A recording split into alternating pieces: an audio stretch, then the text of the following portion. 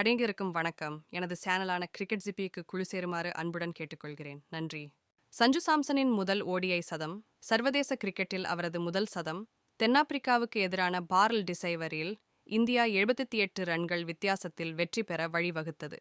இதன் மூலம் ஒருநாள் தொடரை இந்தியா 2-1 என்ற கணக்கில் கைப்பற்றியது.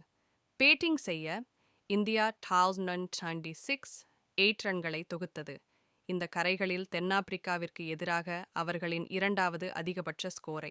வேகப்பந்து வீச்சாளர்கள் மற்றும் சுழற்பந்து வீச்சாளர்களுக்கு ஒரே மாதிரியான உதவியை கொண்டிருந்த ஒரு தந்திரமான மேற்பரப்பில் ஆல்ரவுண்ட் பந்துவீச்சு செயல்திறனை எதிர்கொண்டு இலக்கு எதிரணிக்கு அப்பாற்பட்டது. 30 ஓவர்களில் இந்தியா 133 என்ற நிலையில் இருந்தபோது போர்டில் அந்த மொத்த எண்ணிக்கை நீண்ட ஷாட் என்று தோன்றியது. ஆனால் கடைசி 14 ஓவர்களில் 141 ரன்கள் எடுக்கப்பட்டது. ரிங்கு சிங்கின் 20 செயல்பந்தில் 28 ரன்களை விரைவுபடுத்தியதற்கு ஒரு பகுதியாக நன்றி. சாம்சன் மற்றும் திலக் வர்மா இடையே 4வது விக்கெட்டுக்கு 156 ரன்கள் இன்னிங்ஸின் இரண்டாவது அதிக ரன்களை எடுத்தது. வர்மா 5 பவுண்டரிகள் மற்றும் சிக்சர்களை அடித்தார். ஆனால் பேட்டிங்கிற்கு கடினமான சூழ்நிலையில் 67 ஸ்ட்ரைக் ரேட்டில் தனது ரன்களை எடுத்தார். இது மறுமுனையில் சாம்சனுக்கும் அழுத்தம் கொடுத்தது. திலக் தனது முதல் 8 பந்துகளில் 9 ரன்கள் எடுத்தார். ஆனால் அதிர்ஷ்டவசமாக அவரது மந்தமான தொடக்கத்தில் இருந்து முன்னேற முடிந்தது. தனது முதல் ஓடிஐ அரை சதத்திற்கு செல்லும் வழியில் 9 பந்துகளில் அடுத்த 47 ரன்கள் எடுத்தார்.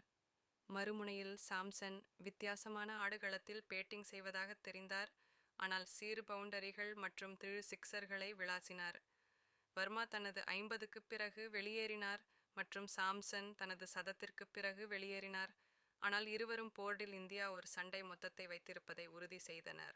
கேசவ் மகாராஜ் பென் டோட்இயர் என்ற புள்ளிகளுடன் புரவலர்களின் சிறந்த பந்துவீச்சாளராக இருந்தார்.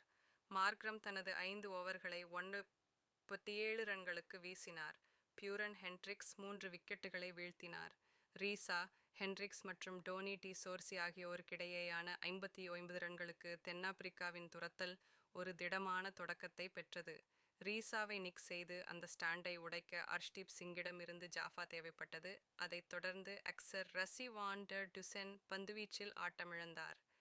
எய்டன் மார்க்ராம் மற்றும் டி ஜோர்ஜி இருவரும் சேர்ந்து 65 ரன்களை உறுதி செய்தனர். ஆனால் அதற்கு மறுபுறம் விக்கெட்டுகள் குவிந்தன. டி ஜோர்ஜி அதன் பிறகு வேகப்பந்து வீச்சாளர்களுக்கு இரண்டாவது அழைப்பு தேவையில்லை. அர்ஷ்தீப் தென்னாப்பிரிக்காவின் அதிக ஸ்கோரையும் ஃபார்மில் உள்ள டி ஜோர்ஜியையும் முன்னால் சிக்க வைத்தார். அவேஷ் ஹென்ரிஸ் கிளாசனை ஒரு லெக் கட்டர் மூலம் விஞ்சினார்.